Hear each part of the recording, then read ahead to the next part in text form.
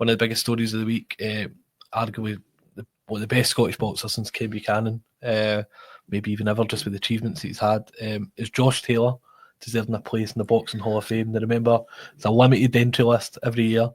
Does he deserve these achievements?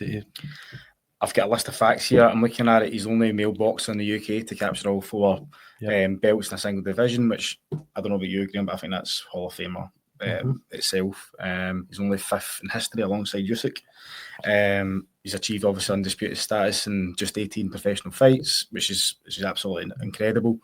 I know that Eddie Hearn once described him, I think, as one of all-time greats. But for me, he's probably not received the recognition that he deserves. Yeah.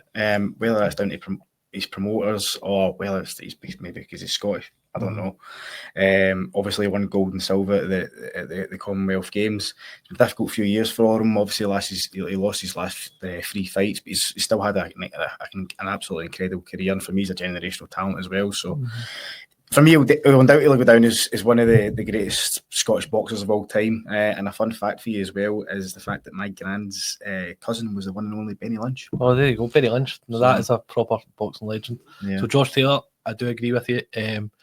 I think his case is pretty strong because, like a lot of these amateurs that have turned over, Usyk's teammate Vasyl Lomachenko, who's arguably the greatest amateur boxer ever, him and Taylor turned over pretty close time and both just raced towards the fire. Like, there was no warm-up, and that's what Taylor's for the first few years.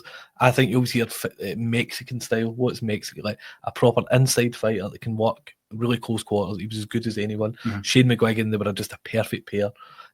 For in that run towards the world title, you're as good as advertised. But it just as quick as he was able to rise, the fall was as severe.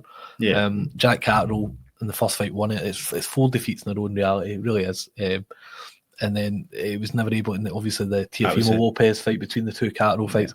But the high was pretty high and able to unify the division quickly. I think just for that marquee achievement, he deserves to get in.